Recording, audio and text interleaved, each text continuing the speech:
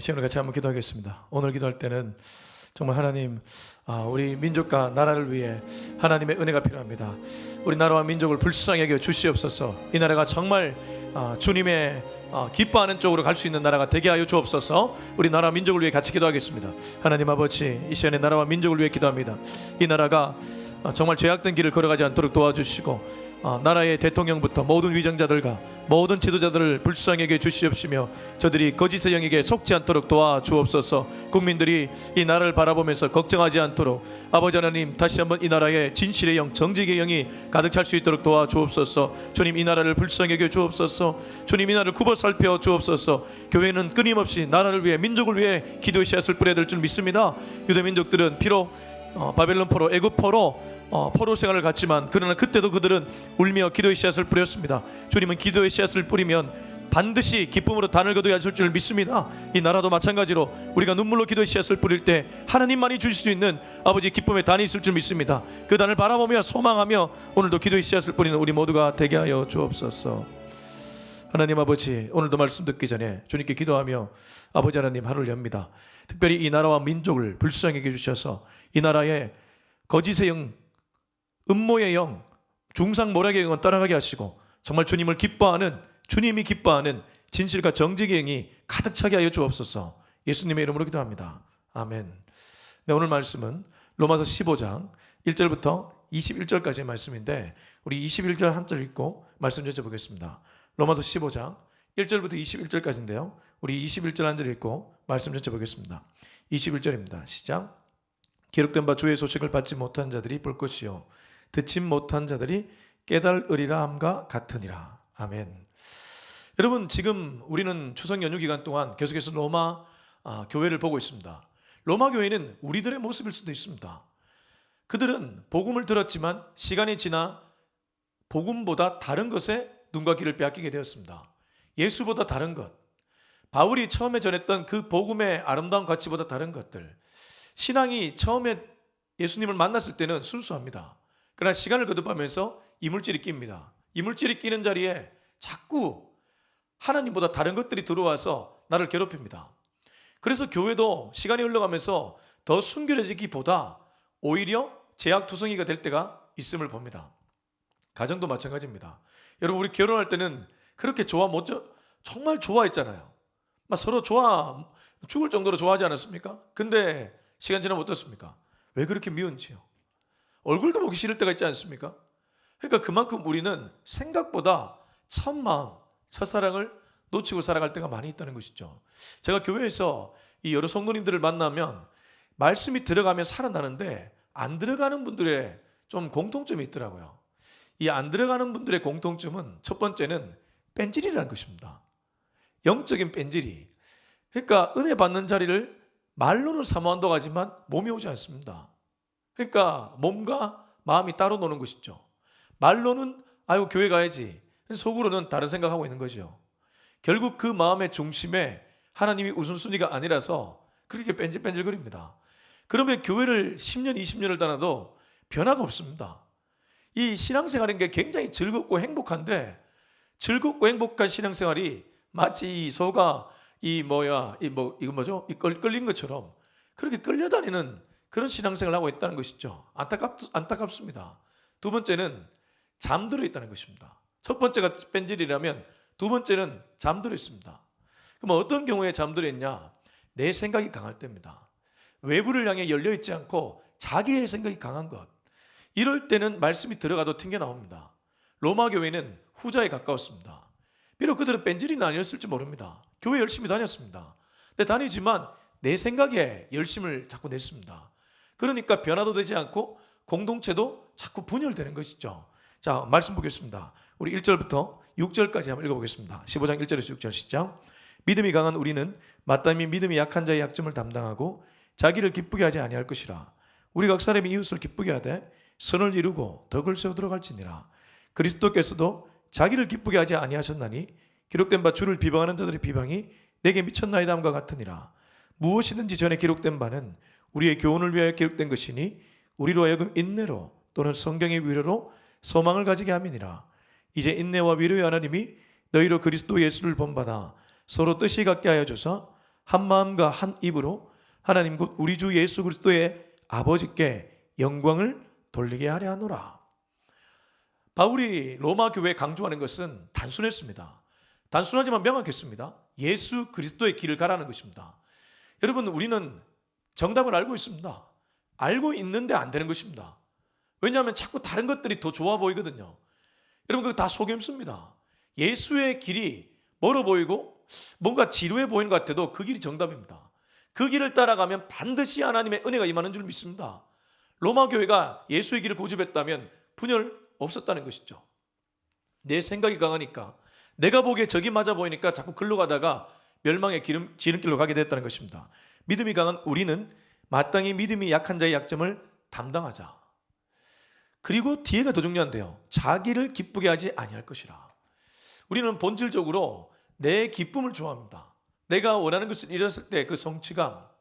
여러분, 근데 그거 오래 안 가잖아요. 좋은 차도 잠깐 타고 시간 지나면 또 질립니다. 집도 좀 좋았다가 질립니다. 그러면 자꾸만 다른 것들이 보입니다.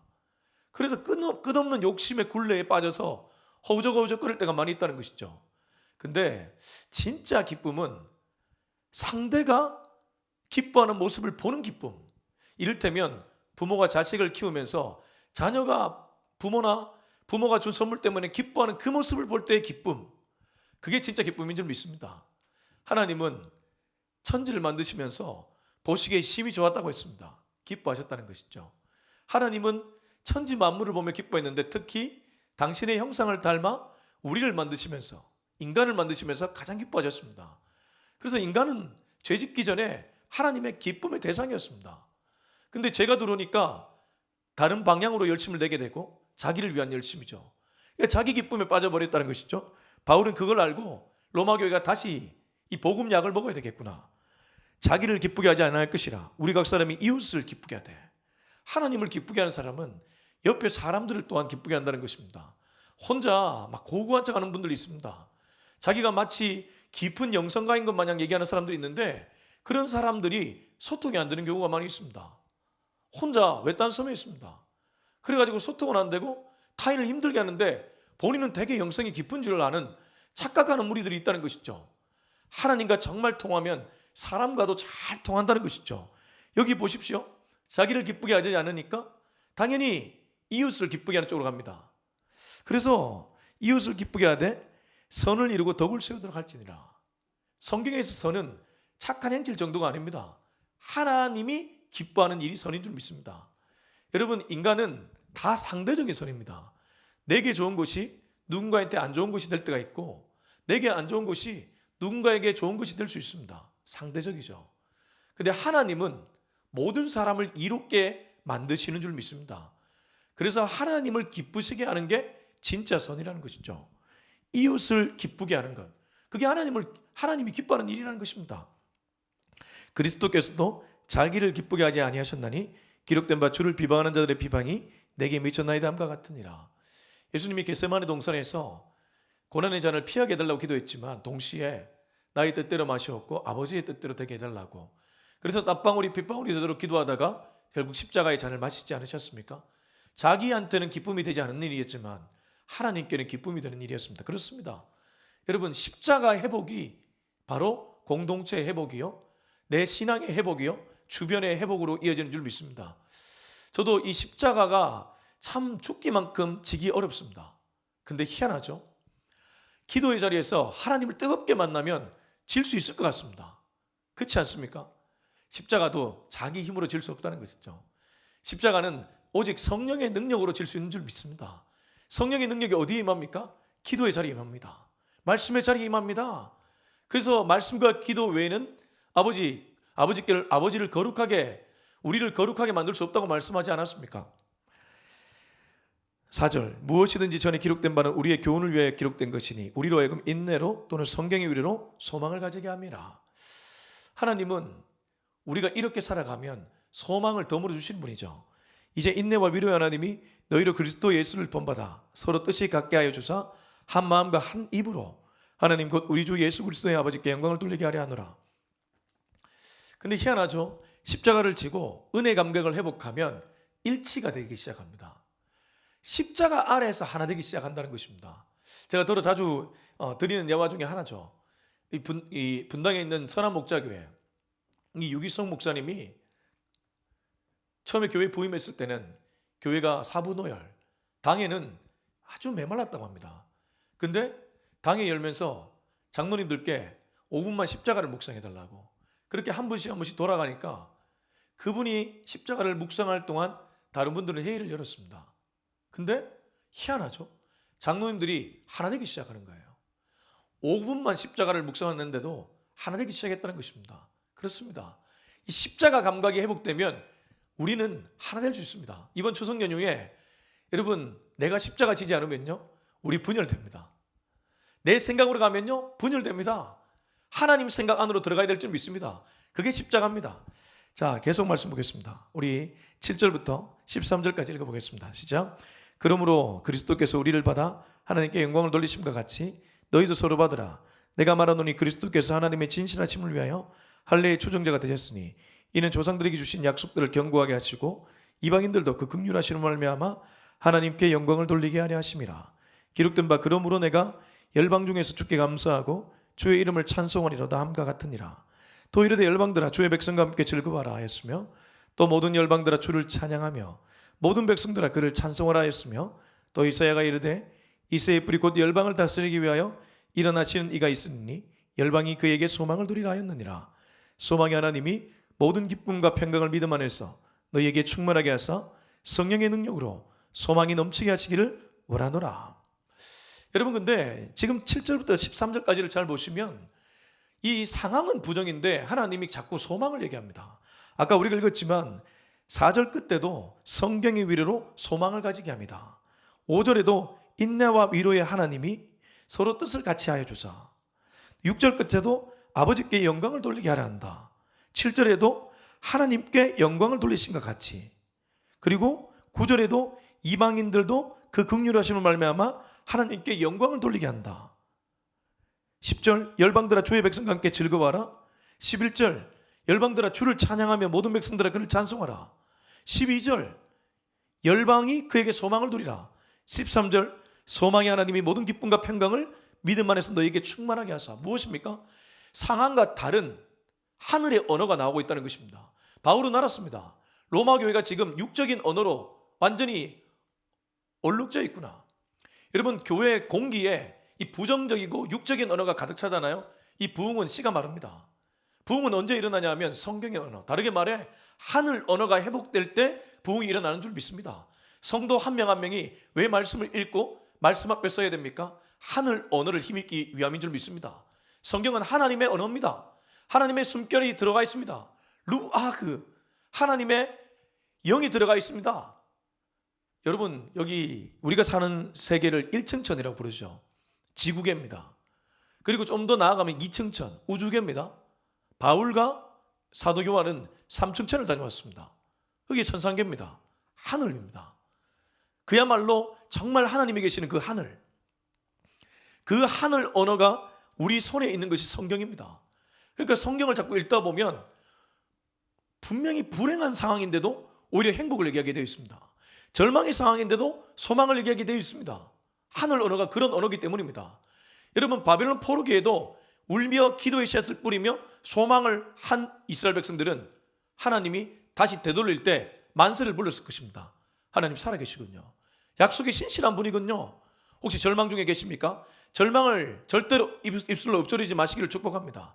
하늘 언어, 영의 언어, 하나님이 기뻐하는 언어를 쓸 수 있기를 축복합니다. 로마 교회 부정과 이 불편함과 불만 이런 것들로 가득 차 있으니까 교회가 엉망이 되는 거예요. 교회가 하나 되는 비결은 하늘 언어를 회복하는 길인 줄 믿습니다. 자, 우리 마지막 14절부터 21절까지 읽고 마무리하겠습니다. 시작. 내 형제들아, 너희가 스스로 선함이 가득하고 모든 지식이 차서 능히 서로 권하는 자임을 나도 확신하노라. 그러나 내가 너희로 다시 생각나게 하려고 하나님께서 내게 주신 은혜로 말미암아 더욱 담대히 대량 너희에게 썼노니 이 은혜는 곧 나로 이방인을 위하여 그리스도 예수의 일꾼이 되어 하나님의 복음의 제사장 직분을 하게 하사 이방인을 제물로 드리는 것이 성령 안에서 거룩하게 되어 받으실 만하게 하려 하심이라. 그러므로 내가 그리스도 예수 안에서 하나님의 일에 대하여 자랑하는 것이 있거니와 그리스도께서 이방인들을 순종하게 하기 위하여 나를 통하여 역사하신 것 외에는 내가 감히 말하지 아니하노라. 그 일은 말과 행위로 표적과 기사의 능력으로 성령의 능력으로 이루어졌으며 그리하여 내가 예루살렘으로부터 두루 행하여 일루리곤까지 그리스도의 복음을 편만하게 전하였노라. 또 내가 그리스도의 이름을 부르는 곳에는 복음을 전하지 않기를 힘썼노니 이는 남의 터 위에 건축하지 아니하려 함이라. 기록된 바 주의 소식을 받지 못한 자들이 볼 것이요 듣지 못한 자들이 깨달으리라 함과 같으니라. 여러분, 마지막으로 우리가 봐야 될 메시지는 바울이 로마 교회에 자기 자신을 샘플로 보여주고 있다는 것입니다. 그러면 지금 로마 교회는 분열이고 어둠이고 혼합이고 혼돈인데 본인은 어떠한 상태인가? 본인은 감옥에 있습니다. 로마 교회는 그래도 이 잘 나가는 로마 도시에 있었기 때문에 상황은 그래도 밖에 나가면 좋은 것들이 많았습니다. 바울은 오히려 현실적인 상황은 감옥에 캄캄한 곳에 있었습니다. 근데 그의 영의 상태는 가장 맑았습니다. 날씨 맑음 있잖아요. 영적 상태는 가장 맑았다는 것이죠. 그런 그가 자기를 샘플로 내보이면서 무슨 얘기를 하냐 하면 여기 특별히 봐야 될 게 16절, 이 은혜는 나로 이방인을 위하여 그리스도 예수의 일꾼이 되어. 바울은 다메섹 도상에서 하나님을 만났을 때 하나님이 자기에게 주셨던 단어를 읽지 않았습니다. 이게 사명의 단어입니다. 제가 요즘 하나님께 이 은사를 받은 이후에 한 가지 분명히 깨달은 것은 하나님은 각자에게 평생을 끌고 갈 단어, 사명의 단어를 주신다는 것입니다. 여러분, 사명의 단어를 붙잡으시기를 축복합니다. 바울은 이방인을 위해 택한 나의 그릇이라고 했습니다. 그래서 바울은 13번째 사도면서 이방인을 위한 사도였습니다. 그러면 베드로는 어떻습니까? 고기 낚는 어부에서 사람 낚는 어부가 되었습니다. 예루살렘 교회 수장이죠. 핵심은 어떤 일을 하더라도 사람, 영혼을 건져 올리는 것이 베드로가 해야 될 일이었습니다. 바울은 이방인을 건지는 거였습니다. 이방인을 건지는 거였죠. 그래서 그걸 잊지 않고 이 얘기를 합니다. 이 은혜는 곧 나로 이방인을 위하여 그리스도 예수의 일꾼이 되어 하나님의 복음의 제사장 직분을 감당하게 하사 이방인을 제물로 드리는 것이 성령 안에서 거룩하게 되어 받으실 만하게 하려 하심이라. 바울은 평생 이 키워드에 충실했습니다. 그리고 엄청난 열매를 거두었습니다. 여러분, 내 꿈이 아닙니다. 하나님이 내게 주신 단어입니다. 하나님이 나의 인생을 끌고 가는 사명의 키워드입니다. 그 키워드를 붙잡으면 하나님이 도와주기 때문에 우리가 감히 상상할 수 없는 엄청난 열매가 맺어지는 줄 믿습니다. 근데 바울은 이걸 하면서 놓치지 않는 것이 있었습니다. 성령의 일이었기 때문에 성령의 뒷자리에 있었습니다. 다르게 말해 언제나 우선순위, 중심이 자기 자신이 아니었습니다. 여러분, 17절을 보면 그러므로 내가 이 키워드를 붙잡았지만 이 키워드는 하나님이 주신 거기 때문에 그리스도 예수 안에서 하나님의 일에 대하여 자랑하지만 나를 통하여 역사하신 것 외에는 내가 감히 말하지 않겠다. 절제가 있었다는 것입니다. 그리고 뒤에 보면 두루 편만하게 복음을 전했지만 특별히 십자가가 세워진 곳에는 다시 교회를 세우지 않았습니다. 지금 어떻습니까? 온갖 교회들이 많이 있지 않습니까? 바울은 철저하게 성령보다 뒤에 있었습니다. 성령이 일하도록 했다는 것이죠. 성령이 일하도록 했기 때문에 바울이 이렇게 수많은 교회를 세우고 성경에, 특별히 신약 성경에 거의 대부분을 쓸 수 있었던 것입니다.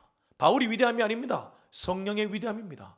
오늘도 주님께 엎드려서 성령의 세미한 음성을 듣고 움직이는 저와 여러분이 될 수 있길 주 예수의 이름으로 축원합니다. 우리 같이 한번 기도하겠습니다. 이 시간 기도할 때 주님, 오늘도 주님 말씀 앞에 서게 하여 주시옵소서. 하나님의 말씀은 운동력이 있어 우리의 영과 심령골수를 찔러 쪼갠다고 했습니다. 오늘도 찔러 쪼개을 받을 수 있는 우리가 되게 하여 주옵소서. 우리 같이 동성으로 기도하시겠습니다. 하나님 아버지 감사합니다. 오늘 이 말씀을 통해 아버지께서 분명히 저를 깨워 주셨습니다. 오늘도 성령께 민감하게 반응하며 성령이 주시는 단어, 그 단어를 붙잡고 성령의 뒷자리에서 성령님을 졸졸 따라가는 순종의 사람이 되게 하여 주옵소서. 아버지 하나님, 성령보다 앞섰다가 오히려 일을 그르칠 때가 얼마나 많이 있습니까? 바울은 성령의 뒷자리에서 성령의 인도함을 받아 언제나 성령이 뭘 하는지를 지켜보며 그 일에 동참했습니다. 그래서 자기 자신을 자랑한 게 아니라 언제나 성령님을 자랑했습니다. 하나님을 자랑했습니다. 주님, 언제나 하나님을 자랑할 수 있는 우리의 입술이 되게 하여 주시옵소서. 이제는 우리 주 예수 그리스도의 은혜와 하나님의 다음 없는 사랑과 성령의 기름 부으심이 언제나 성령 안에 머물며 살기로 다짐하는 우리 모두의 머리 위에 지금부터 영원토록 함께하기를 간절히 축원하옵나이다. 아멘.